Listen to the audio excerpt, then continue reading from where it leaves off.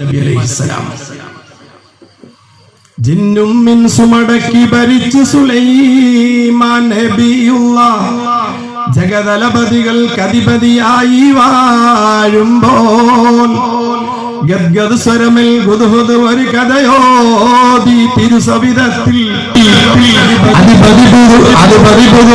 കേട്ട ജബാകുന്നേ. മഹാനായ സോളമൻ എന്നറിയപ്പെടുന്ന സുലൈമാൻ നബി അലൈഹിസ്സലാമും പരിയാരങ്ങളുമായി തന്റേതായ പ്രജകളെ അന്വേഷിക്കുന്നതിന് വേണ്ടി ഗ്രാമാന്തരങ്ങളിൽ ഇങ്ങനെ സഞ്ചരിക്കുന്ന പതിവുണ്ട്. ഒരു ദിവസം മഹാനായ സുലൈമാൻ നബി അലൈഹിസ്സലാമും തന്റെ പരിയാരങ്ങളും കൂടി ഇങ്ങനെ സഞ്ചാരത്തിന് വേണ്ടി ഒരുങ്ങുമ്പോ അത് ഉറുമ്പുകൾ താമസിക്കുന്ന ഒരു ഗ്രാമത്തിലൂടെയാണ്, ഒരു വാദിയിലൂടെയാണ്. അത് വിശുദ്ധമായ ഖുർആൻ പറയുന്നു, ഹത്താ ഇദാ അതൗ അലാ വാദിൽ നംൽ, ഉറുമ്പുകൾ താമസിക്കുന്ന വാദിയിലൂടെ മഹാനായ സുലൈമാൻ നബി അലൈഹിസ്സലാമും തന്റെ പരിയാരങ്ങളും സഞ്ചരിക്കുന്നതിന് വേണ്ടി ഒരുങ്ങുമ്പോ അതിന്റെ അടുത്തെത്തിയപ്പോ കാലത്തിൻ നംലത്തു, ഒരു ഉറുമ്പ് പറഞ്ഞു. ആര് പറഞ്ഞു? ഒരു ഉറുമ്പ്. ആ ഉറുമ്പുകളുടെ രാജ്ഞിയാണ് കാലത്ത് എന്ന് പറഞ്ഞ ഒരു പെൺവർഗത്തിൽപ്പെട്ടതായ ഉറുമ്പാ പറഞ്ഞത്. ഉറുമ്പിന്റെ നാവാരെങ്കിലും കണ്ടിട്ടുണ്ടോ? നേരത്തെ നമ്മൾ മാലയിൽ പറഞ്ഞ പശു സംസാരിച്ചു, അത് നമുക്ക് ഉൾക്കൊള്ളാൻ കഴിയില്ല. അതിന് നാവുണ്ട്, 1 കിലോ വരുന്ന 1 കിലോ അതിൽ ചില്ലറ വരുന്ന നാവുണ്ട്. പശുവിന് സംസാരിക്കാം, സ്വാഭാവികം, നാവുണ്ട്. പക്ഷെ ഉറുമ്പിന്റെ നാവാരെങ്കിലും കണ്ടിട്ടുണ്ടോ?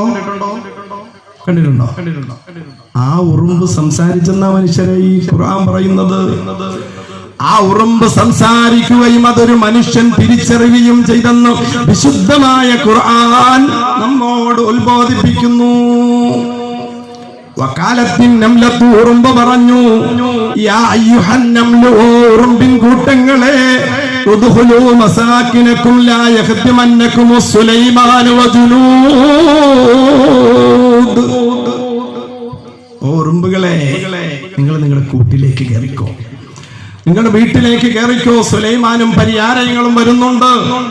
അവരെ നിങ്ങൾ ചവിട്ടി മതിച്ചേക്കാം. അവരറിയാതെ സംഭവിക്കുന്നതാണ്. നമ്മുടെ ഭൂമിയിലൂടെ നടന്നുപോയാൽ നമുക്ക് പോലും കാണില്ല. അപ്പൊ പിന്നെ ഈ കുതിരയിലും ഒട്ടകത്തിലൊക്കെ ഇങ്ങനെ സഞ്ചരിക്കുന്നവരായ അവരെങ്ങനെ ഈ ഉറുമ്പിനെ കാണും? അവര് കാണാതെ അറിയാതെ നിങ്ങളെ ചവിട്ടിയേക്കാം, ചവിട്ടി മതിച്ചേക്കാം. ഒരുപക്ഷെ അവര് നിങ്ങളെ ചവിട്ടിയാൽ അവരെ നിങ്ങൾ കടിച്ചേക്കാം. അത് വലിയ പാതകമാണ്. അമ്പിയാക്കളെയും അവരുടെ പരിയാരങ്ങളെയും നിങ്ങൾ കടിച്ചാൽ അത് നിങ്ങളുടെ ജീവിതത്തിലെ വലിയ പാതകമാണ്. അതുകൊണ്ട് നിങ്ങളുടെ വീട്ടിലേക്ക് കയറിക്കോ. മഹാനായ സുലൈമാൻ നബി അലൈഹിസ്സലാം ഉറുമ്പിന്റെ ഈ സംസാരം കേട്ട് ചിരിച്ചുപോയി എന്നാ ഖുർആൻ പറയുന്നത്.